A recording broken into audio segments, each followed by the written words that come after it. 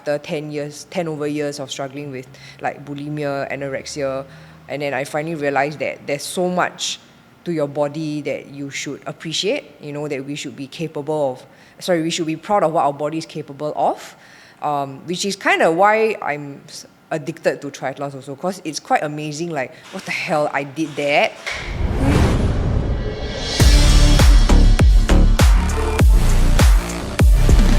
Right, Supposed to be here, or you wanna hold it? Up to you. okay, Some people hug it. Okay.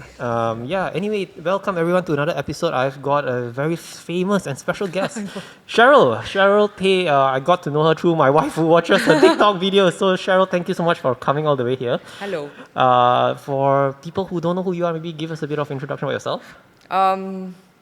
Okay, where do I even start? Okay, hi, I'm Cheryl.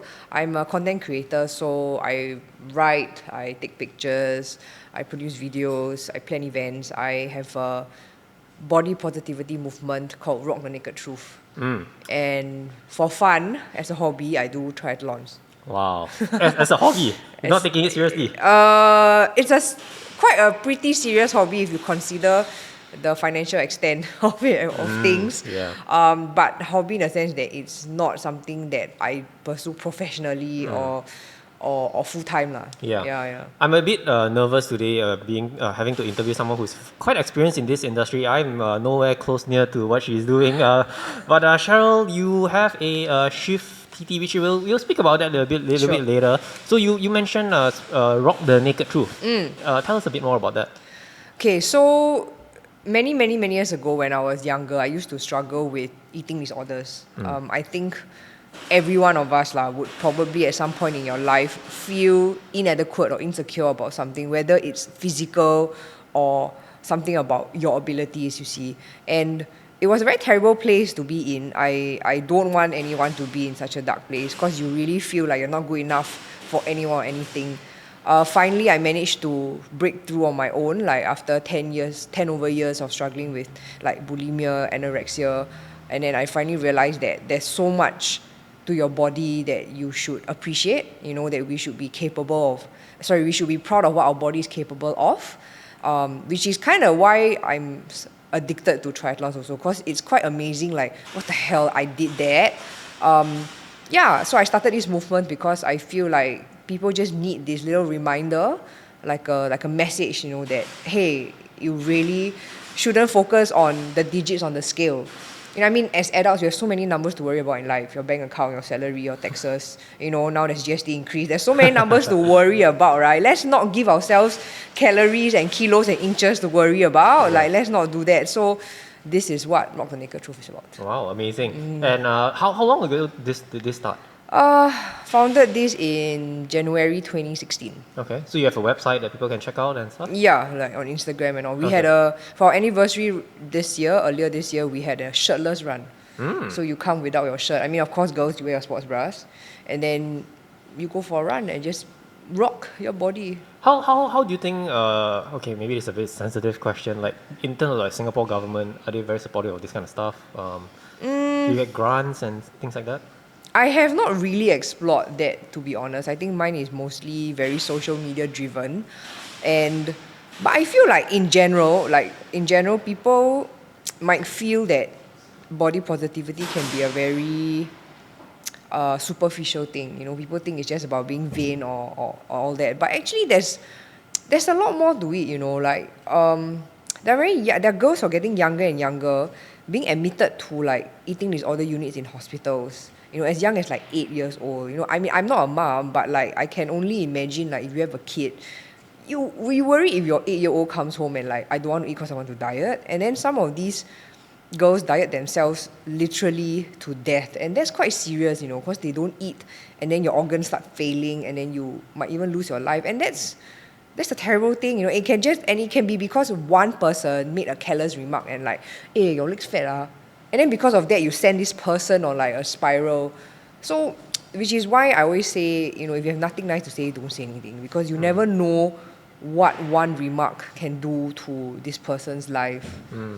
Speaking of remarks, when I started YouTube initially, you get a lot of hate comments, man. Oh, you gotta get used to that, man. Yeah, Like, yeah. I get it all the time. TikTok is the worst. They're the TikTok is most the worst. savage. Yeah. Yeah. So when I started, because we are doing all this kind of film and stuff. We got to branch out into all these other apps, right? So TikTok was one of it, and I'm in the era where TikTok is very new for me. And my wife was like telling me, "You sure you want to be on TikTok? Look at all these comments; they are quite savage." And so initially when I started reading all these comments, it really hurt me initially. But after a while, you kind of you just overcome it and just laugh it off. But for you, you said you're a content creator as well. How did that start for you? Like, what kind of content do you produce, and how do you accept this kind of comments? Do you just brush it off? I mean, obviously, when I was younger and I was like, suffering from body image issues and all that, I used to take comments very personally, and you tend to want to have people like you, which is why I wanted to be skinny, because I wanted to be popular, I wanted people to like me, I wanted attention, so that was why I thought that being skinny would help me achieve that. But it made me the worst person, because you become very I don't know. I remember like I only would hang out with people who would benefit my status, so to speak. Like only people who would make me popular. And then I would used to resent people who are naturally skinny because like, hey, you eat like more than me, but you're skinnier than me. I was a very terrible person. But back to your question. So I think along the way, so I started as an automotive journalist first. So I was reviewing cars. And I was also writing about motorsports, so like Formula One, Formula Drift, go-karting, endurance racing, all that kind of stuff. And I was a female in a male industry, a male-dominated industry. So the comments I used to get were pretty bad. You get people saying things like, oh, she like people would doubt my abilities, thinking that because I'm a girl, so that's why I get opportunities. And at that time I used to take it quite badly because I was young, talking about like early 20s. And then I'm like, but here I am trying to work my ass off, and then all these older men, like really much older, who are pretty, like some of them pretty established in the industry already, like trying to put you down. And then I'm just like, so it was hard. It was really hard for me then. But I guess that was what helped me to grow. Yeah. Helped me to realize that at the end of the day, when people put you down, it's a few things. One, it's, they are projecting something onto you. They might be struggling themselves with something. They might be insecure about something. They might be jealous. There's so many reasons, or you're doing something that they cannot do, So, end of the day, I guess, I think it hurt for me because I knew these people. But then on social media, these people are usually like, they don't even have a photo on their profile. Like on TikTok, it's like user then don't know how many numbers, that kind of thing. And then they say the worst things. That's why they can do it, because you don't know their identity, right? They're hiding behind the Exactly. screen. So if you really want to say something, then show your face. You know what I mean? So now I try not. Now it doesn't really bother me. Like I do get quite a lot of comments now pertaining to my relationship with my wife. So I get a lot of flack for that on TikTok. And it does make me like, ugh, sometimes, but then I just have to like, okay, you know what, I don't know who these people are. And then if you really don't like it, then just don't look at it, But I get that because of TikTok and the way the algorithm works, they feed you stuff randomly, right, on your like explore page, sort of, the equivalent to the explore page on Instagram. And so sometimes people are like, like I didn't ask to see this. So okay, I'm sorry, but then you don't have to be so mean about it, right? Like, I'm not forcing my views on you. I always feel like it's fine if you don't agree with what I'm doing. I'm not asking you to follow what I'm doing or to advocate what I'm doing. But then, like, if you don't have anything nice to say, don't say. Yeah. So just learn to let go, and especially if there are comments from strangers, just feel like, okay, I don't know this person, they don't know me. If they have the balls, come to you and say it. Otherwise, just don't waste your time on it. I always had 3 questions that I ask myself when someone does something mean. Will it cause you to lose sleep? Will it cause you to lose health? Will it cause you to lose money? If the answer is no to all, fuck it. Yes, that's it. 3 rules. Yes. So it works. Really, just think about it. Because if it's a friend, you might lose sleep. Like, oh my God, I used to be so nice to this person, right? Yeah. Why is she saying this about me? Then it might cause you to feel, I cannot sleep. And some people, like, they make you so stressed and then it affects your health. But if none of this above, none of the above, then fuck it. Just move on. So 3 questions are, Sleep, health, money. Right. Wow. Yep. Very, very good advice. To people who are wanting to come into this, then take Cheryl's advice. But I think maybe coming back to how I knew you and the contents you were doing, I think I watched one of your YouTube videos. I think maybe it was during the COVID era. You were interviewing cyclists as well. You were doing a bit of cycling content. I think that was some videos that I was doing on triathlon content, I think. Yeah. Like how to do this, how to do that. Yeah. Was it your own channel or? No, that was for a client. Okay, cool. So how did you get into? You said you also have a road bike, a SL6. Yeah. And how do you get into road cycling or get into triathlon very seriously? Wow. Okay, let me see. Let's track back. I did. I mean, I could cycle as a kid, but just for fun. And I think I did the OCBC cycle in like 2013 for fun on a borrowed bike. And it was very painful, and I think I didn't have the right bike, the right size for the bike. I didn't have proper, nobody told me about like bike bibs. So I had like this padded cushion thing that I put over the saddle, and because it's a borrowed bike, it's not the right fit. And I remember I couldn't pee properly for a few days after that. Like, because it was only 40k, I did the 40k distance, the one we go down East Coast and back, East Coast Park and back, and then the ECP Expressway and back. And then, yeah, it was very, very painful. I mean, women, I'm sure you can relate. Like, it was so painful that I couldn't pee properly. There would be like a burning sensation. Then I got so scared of cycling that I didn't touch like a bike for a long time. And then end of 2015, again took a friend's bike and just try cycling, and realized that actually road cycling is quite fun. I was scared though. I know now you look at me, you're like, really man, you scared man, that kind of thing. But yeah, I was legit like afraid of cycling on the roads because, like traffic and cars. I feel like a lot of drivers here still don't know how to share the road with cyclists. I mean, I'm a driver, I'm a cyclist, and I'm also a motorcyclist. So I see 3 different perspectives on the roads, and I can understand, and I'm also a pedestrian, right? I cross the road and stuff. We really need to try and learn how to share the roads properly. I mean, recently there have been so many accidents with cyclists, right? So both parties have to play a part lah. Okay, I'm digressing, but so tried a friend's bike, realized that actually it's quite fun. And then my first bike was actually the Amira, the Specialized Amira, the female specific range. So it was custom painted pink as well, glitter pink. So I had the road bike first, and then I said, okay, I'm just going to try cycling for a bit. Easy distances, 20k, 40k, maybe 50. At that time, 50 seemed like a lot to me. And then I decided to get into triathlons, but the shorter distances, so like sprint, maybe OD. But I never thought of going into Ironman triathlons because I used to think, who the heck wants to go and run like a half marathon or a full marathon at the end of everything? You siao ah. I mean, I said that lah. Now I eat my words, right? But I was like, what the hell? No, crazy. And then I got into a very bad breakup, and then I was like, fuck it, I'm going to do my first 70.3, so the half Ironman. And I said, okay, I'm going to do it on a road bike first. If I like it, then I might consider investing in a tri bike. So I did it. I did my first 70.3 in November 2016 in Phuket, and I did it on my road bike, and I liked it. And I said, okay, I am now going to buy a tri bike. And that was how I progressed, yeah. Wow. Okay, so wait, you already were into running, swimming and cycling, or was cycling first? I mean, running, it's always been there as part of my fitness regime. Like I used to run for school in like cross country and track when I was younger. But nothing really serious about running. But I guess, I was thinking, okay, I just started cycling, it feels okay. Can run ish. But swimming, I mean, you throw me into a water body, I won't drown. But my strokes were terrible, and learning to swim as an adult is so difficult. Swimming is so technical. You put in hours and hours and hours to improve that little bit. At least like with cycling and running, you can see it.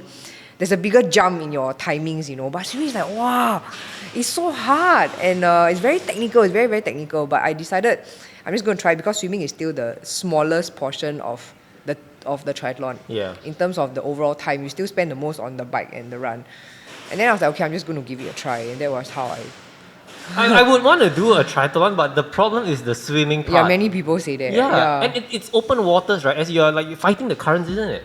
Yes, it's actually quite not the nicest thing to do, but I guess you just got to. It's part and parcel of it. You just have to Yeah. do it and then quickly get out of the water and then go. Okay. Yeah. So what was the first triathlon bike? Was it this one? The same model, but it's not this bike. So this is Queen Beach the second. Yeah, so by the way, people who don't know, she was just telling me that she names her bicycle, so this is Queen Beach the second. Yeah, my Amira was called, oh no, it's something Tough Princess or something like that. Yeah. Okay. Yeah, so Queen Beach the first was the exact same model, but in a plain pink shade. So she was plain. Right. And then I went for Ironman 70.3 Bintan and came back and there was a clicking sound inside here.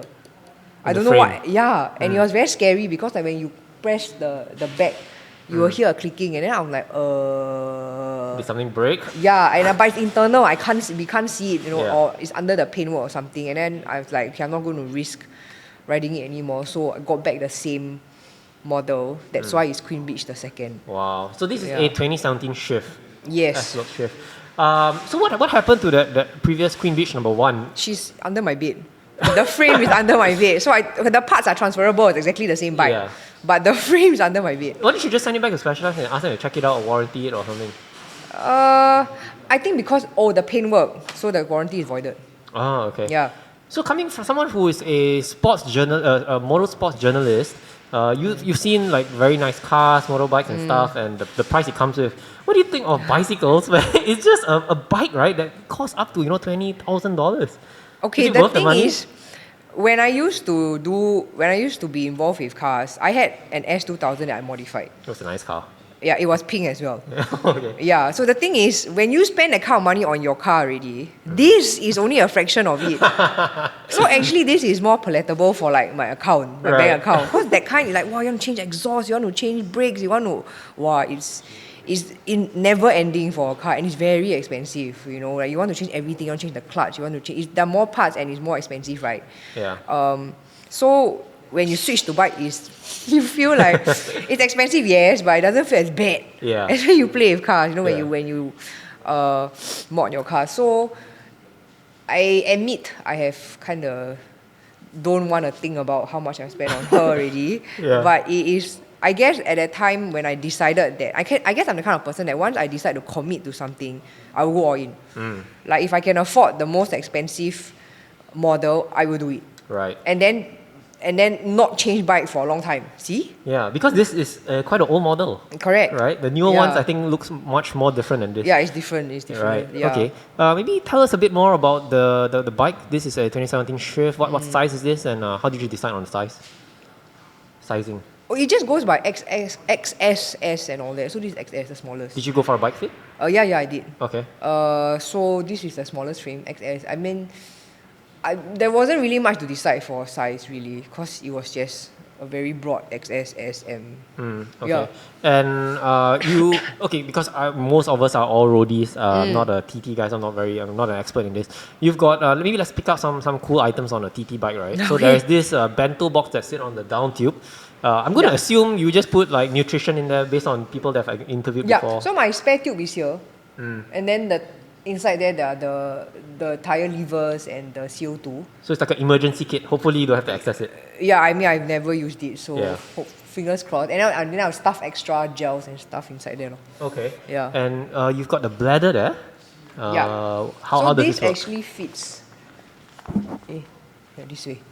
Then the Goes here goes into the down tube, yeah. goes in here. And how do you fit it in? You have to open the box. No, the top. Oh, through the, The top tube. and then Yeah, you there. gotta slide it The in. top tube. Then you slide it in. Ah. So now there's a cover there, so you slide it in and then you just. So this fits nicely into the top tube. Right. So for a Yeah. race, how much water do you consume? It's this here Wow, and so- 2 bottles at the back. Yeah, and the one in front. So you have I carry a lot of water on a race. 4 It's very, very heavy. Yeah, it's very heavy. But then I'm very kiasu, so like I want to carry more water in case I miss an aid station or anything. Has there ever been a race where you've just completely ran out of water?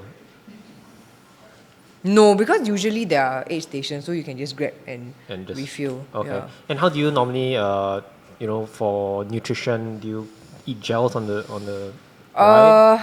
Because our races are so long, so for half Ironman it's 90k, for full Ironman, which I just did one, it's 180k. So I take liquid nutrition. So like Tailwind, the powdered yeah. form, you just put like. So I had like, I think I split my calories between the 3 bottles, and then my main bladder I just leave plain water because sometimes it gets too sweet for me, and then I want the plain water. So I just split the liquid calories, and then I have a few spare gels that I eat maybe every 50k if I feel hungry. If I feel I need it lah. If the liquid nutrition is enough, then I don't take the gels. Right.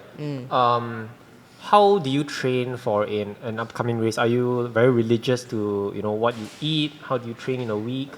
I have a coach who will give me structured training, so I just follow the plan. I don't really watch what I eat now. So you just go all out. I just eat whatever I want to. to eat. I mean, people always say like, oh, you watch your diet, you can go faster and be a leaner athlete on that. But then there's also the like, oh my god, I work so hard, I want to eat something I like. So I try to keep a balance. Like I try not to go overboard. Like nearer to race, maybe I will cut down on the sugary stuff. Okay.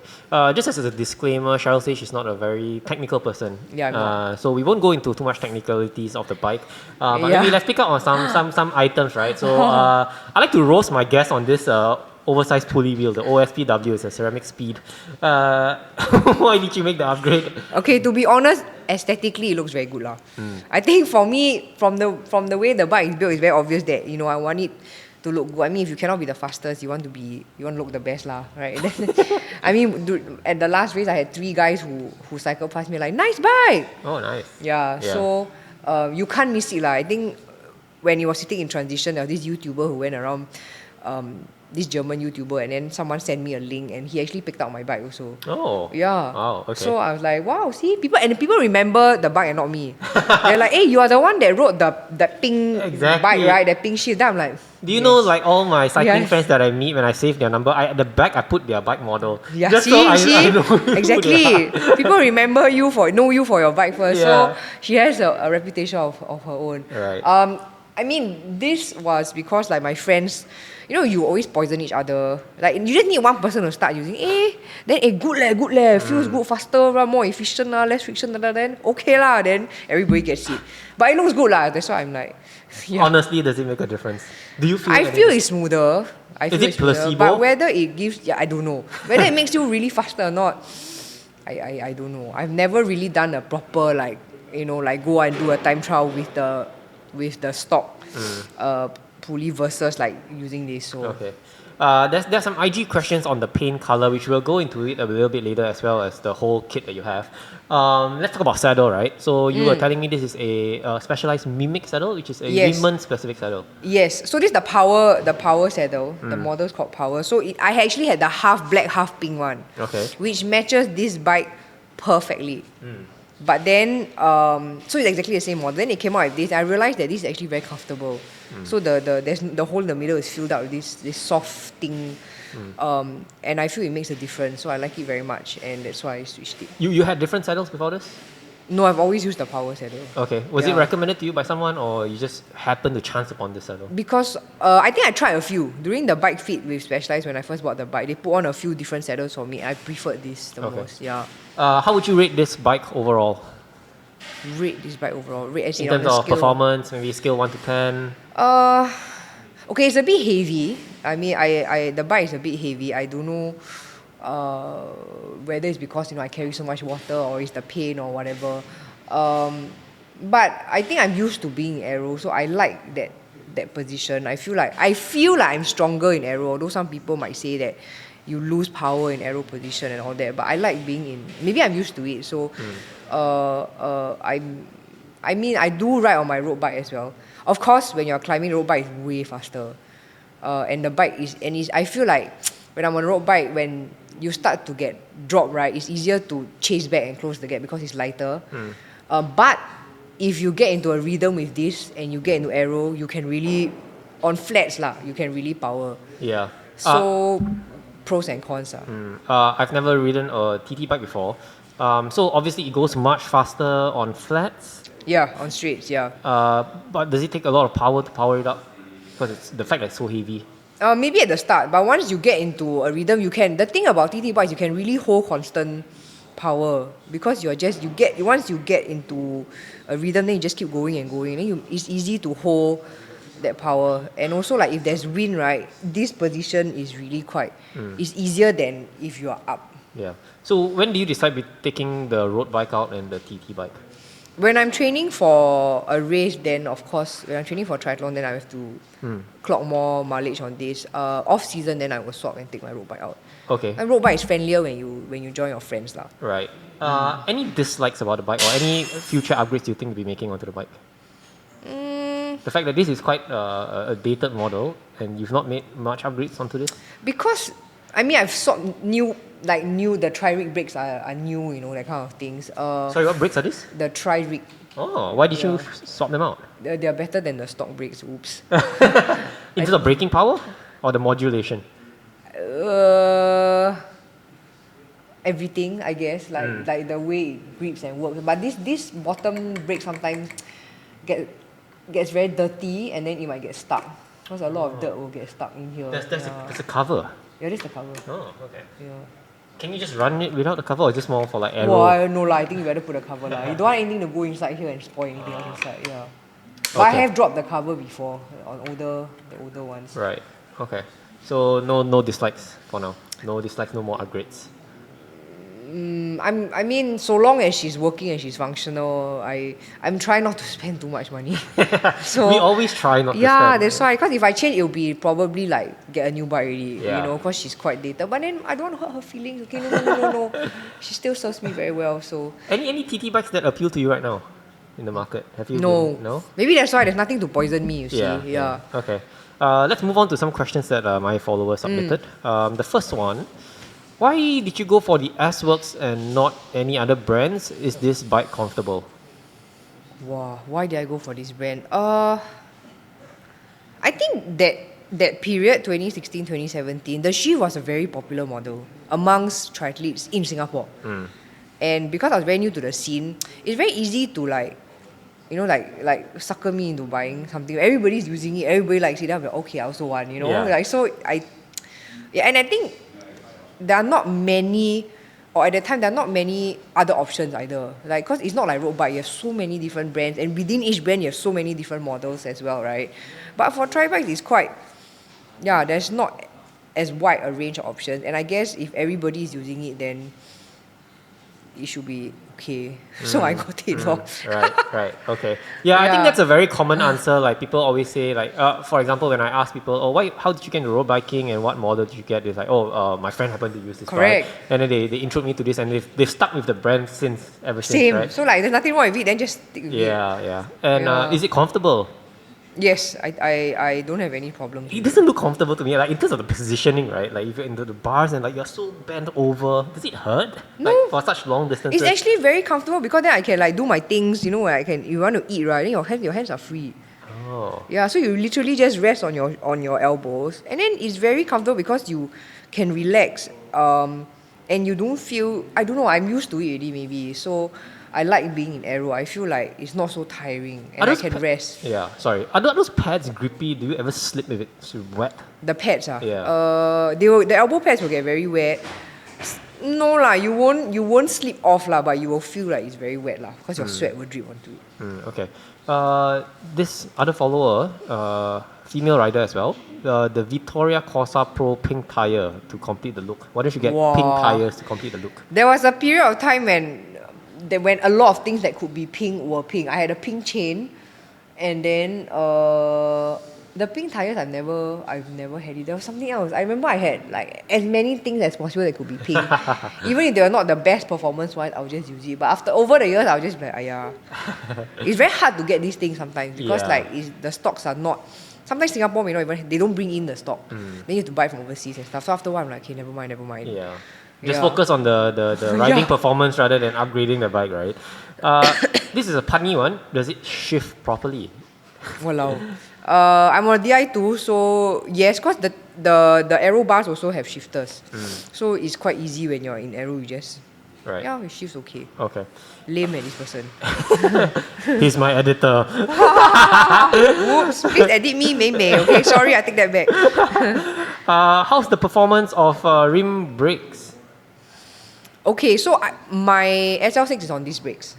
So this is on rim brakes. Of course, these brakes bite faster. When it gets wet, especially, the braking distance for this, you really have to start braking very early.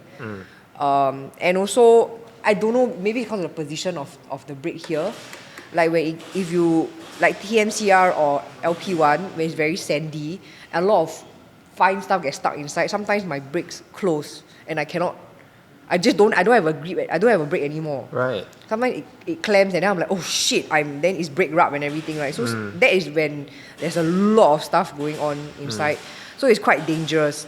So I would say with rim brakes, I usually brake earlier and harder, so that you allow yourself to. I think there was one day it was pouring. I got caught in a thunderstorm very recently, and there was a bus in front of me. He was slowing down, and I misjudged because I thought, okay lah. Then oh shit, like the bus is oh shit. Then I was like, hey brake, eh. Then I was like, oh my god. Then I unclipped one leg to slow down the bike more, and then. Yeah. It's when your motorbike handling skills come into play. Yeah, so really it makes a difference. But then for like say triathlon races, right? Usually you don't really need. It's not super technical courses, so you don't really need very heavy brakes or very strong brakes. So and no drafting is allowed. Yeah. Anyway in triathlon, so it's okay lah. But when you say no drafting is allowed, is there like a marshal that rides on a bike and tells you to move They go on apart? motorbikes and go around, and they're quite strict. They will like shout at you and point at you, and then you get 5-minute penalty. 5 minutes? Yeah. Wow. Yeah, added to your time just like that. So you have to be very careful. So when sometimes people overtake you, then they slow down, then you're like, hey, shit.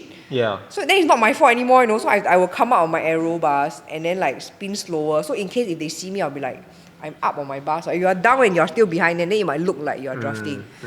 Because 12 meters is quite a lot. Yeah. You need to be at least 12 So the meters distance away. is 12 meters? Yes, you have to be 12 meters away. Very strict. Yeah. Okay. In terms of color, very striking color. Is the color custom painted? Yes. I mean, would you like to guess what my favorite color is? Orange. So my favorite color has always been pink. So naturally I wanted everything to be as pink as possible. Initially she was plain pink. I told you like my helmet pink. Is this the original color of the helmet? No. You got custom painted as Yeah. well? Okay. Yeah, actually it's glitter. If you look very carefully, Oh yeah, it is. Yeah. In Right. the sun it catches more light.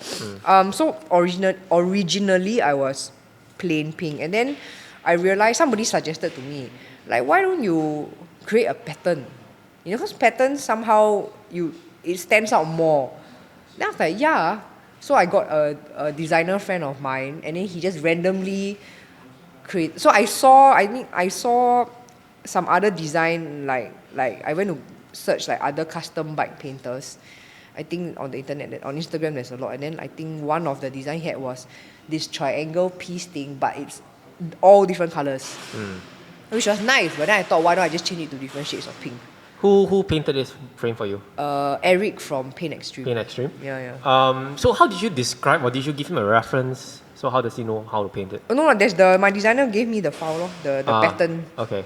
Yeah, then it's up to him to how he want to. I think Eric from Paint Extreme is a very famous painter here in Singapore. Yeah, he is. Right? Did it turn out as expected? Yeah. Yeah. There's glitter also, you can see. Yeah. Okay. So everything matches, like even my jersey also. So I don't know if you can see. My tri-suit, my jersey is all exactly the same pattern. So it's the same design file, that design pattern, and then I just put it on everything. What did you do for the helmet?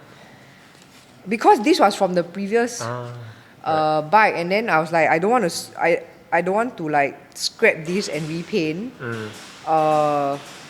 And this helmet has been with me for very long. So this is the Evade one. They say there's a lifespan of helmets. Oh shit, really?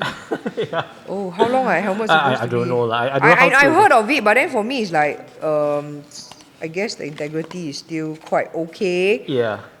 Have you had any nasty falls? Yes, not on this bike though. On my Amira, I had 2 crashes. Okay. Not very bad though, but one was coming down one of the slopes at NTU, and then it was like 4-5 a.m. in the morning, and there was this black box on the floor, but I didn't see. Because usually when you're going down, then you can relax, you're like, Yeah. So I put my head down for that split second. Like, okay, I'm just going to like not pedal and just spin down and coast down. And then suddenly, the next thing I knew, I was flipping, brom, brom, brom, brom. Like, I kept flipping down this way. After, oh shit, shit, shit. And my legs were still clipped to the bike, right? So it's like, and then finally, the bus stop, the black and white concrete barrier thing stopped me. Then I hit that. I'm just like, what the hell? So thankfully, nothing happened. Like, I had scratches. I tore my cycling jersey. From then on, I only wear sleeve. Because I'm like, oh, that could have been my arm. I shredded the sleeve and shredded one side of the bit. But other than that, the bike, a few scratches. But that's it. And then some bruises and that's it. So I got very lucky. That was the biggest crash? Yeah. Wow, okay. Yeah, the other was because, you're drafting somebody in a line, like in a group. And then this scooter just cut in front of the whole peloton without warning. And then, of course, the front person brakes and then everybody starts braking. I'm at the back. Effect. Yeah. And then oh shit, and then I fell. So, yeah. Wow. Okay. Well, anything else? I think I've covered most of it. Anything you would like? Okay, maybe some tips to female cyclists who wants to get into cycling. How should one get? I always like to ask my female riders this because I think, like you said, usually it's a male-dominated sport. Yeah, it still is. Yeah. Especially triathlon. Cycling, I think there's still a fair amount of female riders. But I think triathlon is pretty male-dominated. Some tips are... How should they get started? Like, if they are interested into the sport, where should they start? Okay, I think for a start, join a group. There are many different types of cycling groups out there. Join a group that will help. I mean, like beginner friendly. I mean, there are groups who are very, very fast, right? So because I think having a group is easier in a sense that if you need help, there's somebody there to guide you. You're not alone. Please don't cycle alone by yourself if you are new to it. You really need to build the road confidence. So I never rode alone for the first few years until I became more comfortable being on my own, because it's more of like, if something happens to you, at least somebody can call for you, can call help, or is there to attend to you instead of going alone. So, and also like if you're cycling out at like 5 a.m. in the dark, just especially if we cycle to like those industrial areas or anything, just saying like as a woman, like just be careful Not that anything has happened, but just saying just be careful. It can also happen to men actually. So as in general, I would say like if you are not confident or if you don't know what to do, don't cycle alone. Cycle with groups. If big groups scare you, because some groups can be really big, right? And then you are not used to it, right? Or if you are not familiar, because if you are new to cycling, you probably won't dare to draft. I wouldn't advise you to start drafting either because it's scary. So start like maybe on park connectors or East Coast Park Service Road. Start on these places first with a smaller group. Maybe get a group of friends, like 3-4 of you, and just keep cycling until you are more familiar with not just the roads and the road conditions, but being familiar with your bike also. Because bike handling is another thing also, like how you react, and also like when you push off, and usually when we start, we don't go on clips yet. So take your time. Don't rush onto getting onto cleats. I took a long time to get onto it because I was so scared. Because when I tried cleats for the first time, I kept falling off. It's just this mental barrier. You keep thinking that you cannot clip out in time. So what I did was, my right foot was on a cleat. I locked it in. My left foot was a normal running shoe. Oh, that's weird. Yeah. I guess it works. It works. I started doing that first. So I started to get used to the idea of putting my left leg down, left leg down, left leg down. Because your right leg won't need to come out at all. So your dominant leg is the... Right, I push off on my right. So I unclip on my left. Now you ask me to unclip my right, I don't think I can. Because I'm so used to it. So that's what I did to get used to cleats first. Like it might feel funny because the height of the shoe is a bit different, right? But it worked for me. So... and then I went to a car. Then after I went to a car park to practice and practice. Once I got used to the action of the foot coming down, then I swapped over. Then it was super scary. The first time, oh my god! But it was actually okay because I already spent so much time cycling on the roads with my shoes and you learn how to handle your bike. You understand how your bike behaves. Then when I eventually got onto, I think a year later, after a year of cycling on the roads, when I finally switched to both feet on cleats, right? it was fine. I didn't fall. It becomes I've second never- nature. Yeah, because you're already used to the bike. Yeah. And used to cycling on the road. So don't rush into. I know sometimes people might laugh or like, or say like, you know, you might actually be more efficient. True. But I mean, we are not training to go into Tour de France, right? So just take your time to get onto cleats. Cycle with a smaller group, but don't cycle alone. And really take your time into learning how a bike behaves. You know, whether it's like when there's wind that hits you, cycling in rain, you know, sometimes, you know, you can't avoid it. Sometimes like rain starts pouring down on you, right? You will learn like, you know, those road markings, right? Don't break on those.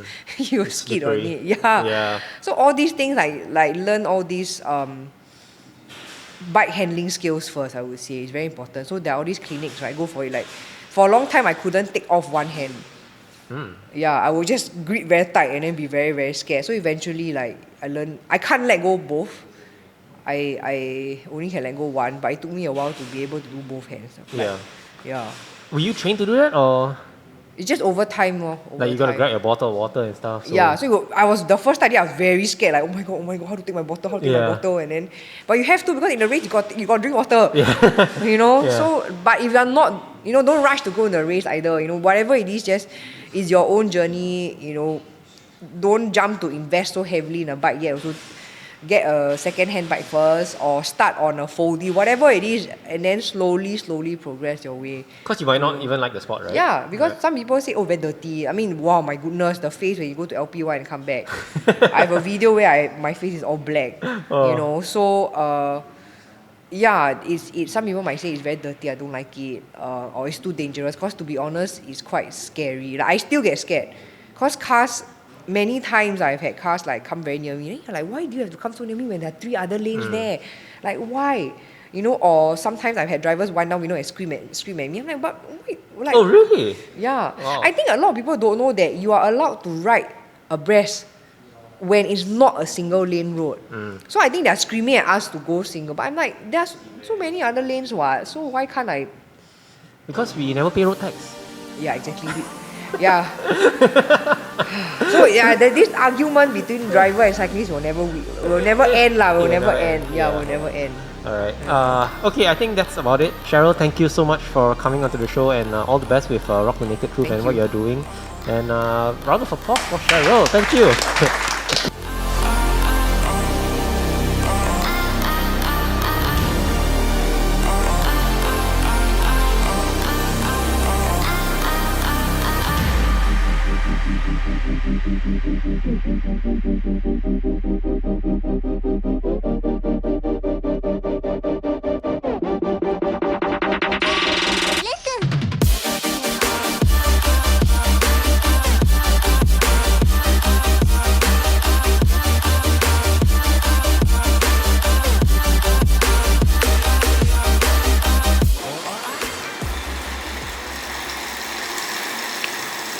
Okay.